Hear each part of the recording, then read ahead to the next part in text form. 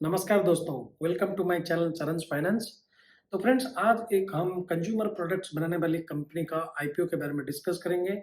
ये जो कंपनी है, इसका प्रोडक्ट्स हम लोगों ने कभी ना कभी इस्तेमाल किया है या फिर हमारे फ्रेंड्स एंड फैमिली के घर में इसको देखा है।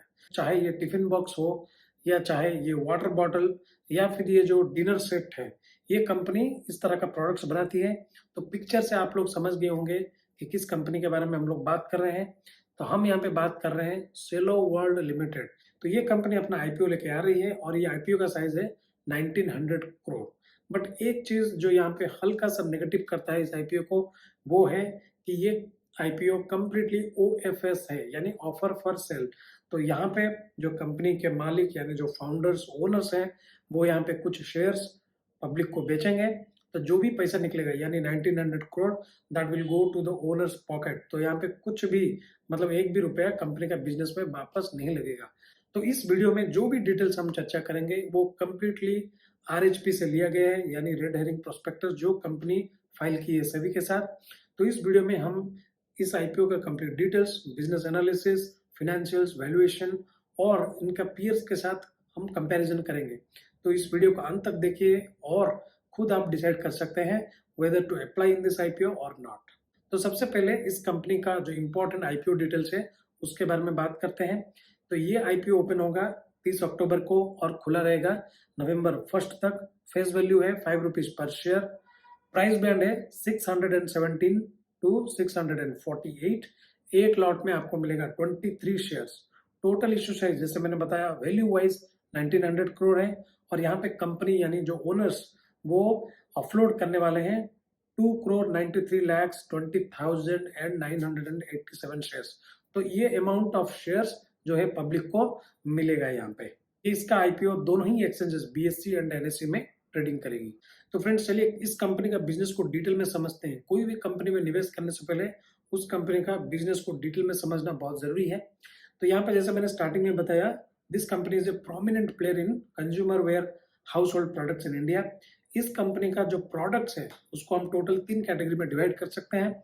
Number 1 category consumer houseware. तो इस कैटेगरी के अंदर कंपनी किस तरह का प्रोडक्ट्स बेचती है, वो है bottles, containers, jugs, कैसरोल्स, bottles, flask, lunch boxes. उसके बाद इलेक्ट्रॉनिक अप्लायंसेस एंड कुकवेयर बेचती है, जहाँ पे आते हैं mixer grinder, sandwich makers, hot plates, pots. Opalware जो हमारा डिनर सेट्स या जो मिक्सिंग बाउल्स होते हैं वो भी ये कंपनी बनाती है। ग्लासवेयर के अंदर भी similarly lunch box, bottles, mixing bowls, bakeware, इस तरह का प्रोडक्ट्स भी ये कंपनी बनाती है। जो दूसरा कैटेगरी ऑफ प्रोडक्ट है वो है राइटिंग इंस्ट्रूमेंट्स एंड स्टेशनरीज। तो यहाँ पे किस तरह का प्रोडक्ट्स कंपनी बनाती है? बेसिकली कंपनी यहाँ पे बनाती है pens, different type of pens like ball point pen, gel pen, highlighters बनाती है, मार्कर्स बनाती है। तो इस पिक्चर पे आप डिटेल में देख सकते हैं कंपनी किस तरह का प्रोडक्ट्स बनाती है। और यहाँ पे कंपनी का जो ब्रांड है, जिस ब्रांड से वो प्रोडक्ट्स बेचती हैं, वो है यूनोमैक्स। और जो तीसरा कैटेगरी ऑफ प्रोडक्ट्स है वो है moulded furniture and allied products, जो basically plastic and metal based products company मतलब फर्नीचर्स कंपनी बेचती है। यहाँ पे पिक्चर पे आप देख सकते हैं। और ये जो moulded furniture and allied products का बिजनेस है वो कंपनी का एक सब्सिडियरी में है और उस कंपनी का नाम है विम प्लास्ट लिमिटेड। एंड ये कंपनी जो Vim प्लास्ट limited already stock market में लिस्टेड है। तो यहाँ पे सेलो वर्ल्ड लिमिटेड जो है वो होल्डिंग कंपनी बन जाता है विम प्लास्ट लिमिटेड का, जो ऑलरेडी मार्केट में लिस्टेड है।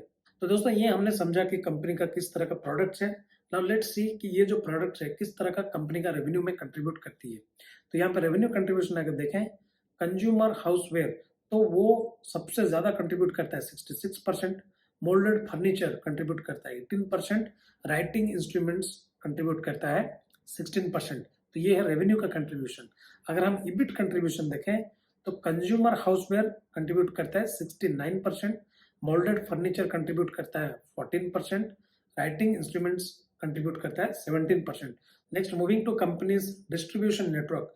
तो यहाँ पे हम लोग देख सकते हैं कि ये कंपनी पूरे इंडिया भर में अपना डिस्ट्रीब्यूशन नेटवर्क बिछाई है for all the product categories. तो यहाँ पे अगर हम देखें कंज्यूमर हाउसवेयर में कंपनी का 717 डिस्ट्रीब्यूटर्स है, राइटिंग इंस्ट्रूमेंट्स एंड स्टेशनरी में 1509 डिस्ट्रीब्यूटर्स है, moulded furniture and allied products में 1067 डिस्ट्रीब्यूटर्स है और multiple thousands of retailers located है अक्रॉस इंडिया। तो यहाँ पे अगर हम देखेंगे जनरल ट्रेड से है 80%, एक्सपोर्ट कंपनी की 8%, ई कॉमर्स से कंट्रीब्यूशन आया 8% एंड मॉडर्न ट्रेड से कंट्रीब्यूशन आया 4%। तो अभी भी जनरल ट्रेड काफी हेवीली कंट्रीब्यूट करता है कंपनी का सेल्स में, क्योंकि ये कंपनी एक कंज्यूमर वेयर प्रोडक्ट्स बनाने वाली कंपनी है। तो यहाँ पे कंपनी का मैन्युफैक्चरिंग फैसिलिटीज को समझना और उसका कैपेसिटी एंड यूटिलाइजेशन को समझना बहुत जरूरी है। तो यहाँ पे कंपनी के पास टोटल 13 मैन्युफैक्चरिंग फैसिलिटीज है, उनमें से 8 लोकेटेड है दामन एंड दीव में, 2 facilities in Haridwar Uttarakhand, 1 facility in Baddi Himachal Pradesh, 1 in Chennai Tamil Nadu 1 facility in Kolkata West Bengal. एक डेटा पॉइंट को अगर हम यहाँ पे देखें कि कंपनी का जो टोटल रेवेन्यू आता है उसमें से कितना कंट्रीब्यूशन कंपनी का इन हाउस मैन्युफैक्चरिंग से है, अगर उस डेटा पॉइंट को देखें 78.65% कंट्रीब्यूशन था FY21 में, 82.63 कंट्रीब्यूशन था FY22 में एंड 79.37 कंट्रीब्यूशन था FY23 में। यानी लगभग 80% का जो सेल्स में कंट्रीब्यूशन है वो इन हाउस मैन्युफैक्चरिंग से आता है and the rest 20% is done by third party contract manufacturing. Now moving to the capacity utilisation of this company. तो यहाँ पे अगर हम देखते हैं जो कंज्यूमर हाउस वेयर है उसका कैपेसिटी यूटिलाइजेशन देखेंगे तो FY21 में यूटिलाइजेशन था 43.3%, FY23 में बढ़ के हो गया 79.16%। Opal ware and glassware products FY21 में था 69.91%, FY23 में बढ़ के हो गया है 88.19%। Writing instruments and stationeries FY21 में था 40%, FY23 में हो गया है 68.12%। Moulded furniture and allied products वो 66.9% था FY21 में, FY23 में आया 69.67%। तो यहाँ पे हर एक प्रोडक्ट कैटेगरी में जो कैपेसिटी यूटिलाइजेशन है वो लगभग 70% पार कर चुका है। तो यहाँ पे अभी तक का कंपनी का यूटिलाइजेशन बहुत अच्छा रहा, बट कंपनी को फ्यूचर में सोचना पड़ेगा, कैपेक्स करनी पड़ेगी, किस तरह नया कैपेसिटी ऐड किया जाए। Now moving to the very important factor which is financials. So let's discuss financials of this company. तो यहाँ पे अगर कंपनी का हम रेवेन्यू देखें तो 21 में था 1059 करोड़, 22 में आया 1375 करोड़ एंड FY23 में आया 1813 करोड़। तो यहाँ पर रेवेन्यू बहुत बढ़िया ग्रोथ हुआ है। प्रॉफिट आफ्टर टैक्स FY21 में था 165 करोड़, 22 में 219 करोड़, 23 में बढ़ गया 285 करोड़। अगर हम बोरोइंग की बात करें तो जून 2023 क्वार्टर का एंड तक कंपनी का बोरोइंग था 328 करोड़। तो यहाँ पर डेट कंपनी का बहुत ज्यादा नहीं है। अगर लास्ट 3 इयर्स का जो कंपनी का ग्रोथ है चाहे सेल्स एंड प्रॉफिट, उसको अगर हम कंपेयर करें इसका जो पीयर्स है उनके साथ, तो यहाँ पे हम देख सकते हैं सेलो कंपनी का रेवेन्यू ग्रोथ रहा पिछले 3 साल में 30.8%, पैट ग्रोथ रहा 31.2%। कमेंडेबल, बहुत बढ़िया ग्रोथ आया। उसका जो कंपिटिटर्स है बोरोसिल 17% का सेल्स ग्रोथ, 20% का पैट ग्रोथ, ला ओपाला 19% revenue growth, 14% PAT growth, TTK Prestige 10% revenue growth, 9% PAT growth. तो उनका पीयर्स को कंपनी हैंडसमली बीट किया है in terms of revenue growth and profit growth. अगर हम एक इंपॉर्टेंट मेट्रिक जिसको कहते हैं रिटर्न ऑन कैपिटल एम्प्लॉयड, उसके बारे में अगर डिस्कस करेंगे तो यहाँ पे सेलो वर्ल्ड का जो ROC था 23 में अगर देखेंगे वो आया था 44.5%, बट उसके कंपैरिजन अगर हम देखते हैं बोरोसिल का वो था सिर्फ 12%, लाओपाला का 20.6%, उसके बाद अगर हम देखते हैं stove craft 11.4%, Hawkins 41.5%, TTK Prestige 18.1%। तो ROC के मामले में भी जो पीयर्स है उन लोगों के कंपैरिजन में बहुत बढ़िया परफॉर्मेंस की है। Now moving to the valuation which can be an important deciding factor। तो यहाँ पे अगर हम देखेंगे आउटस्टैंडिंग शेयर्स बिफोर IPO वो है 21 करोड़ 22,31,034 शेयर्स। OFS में कंपनी बेचेगी 2 करोड़ 93,20,987। तो पोस्ट IPO में सेम नंबर ऑफ शेयर्स रहेगा एज प्री IPO, बिकॉज यहाँ पे कंपनी क्या कर रही है, जो प्रोमोटर्स है जो 2.9 करोड़ का शेयर्स है वो ट्रांसफर करेंगे like a secondary transaction to the public. तो यहाँ पे कोई फ्रेश इक्विटी या फ्रेश शेयर्स जारी नहीं किया जाएगा। तो यहाँ पे अगर हम कंपनी का मार्केट कैप निकालते हैं तो वो निकल के आएगा 130752 करोड़। तो ये एक स्मॉल कैप कंपनी बनेगी। Still it's like almost 3 times of Borosil limited. FY23 का पैट था 285 करोड़। तो यहाँ पे FY23 का बेस्ड में जो प्राइस टू अर्निंग रेशियो निकल के आ रहा है वो है 13,752 divided by 285 which is 48 times. तो FY23 P 48 टाइम्स आ रहा है.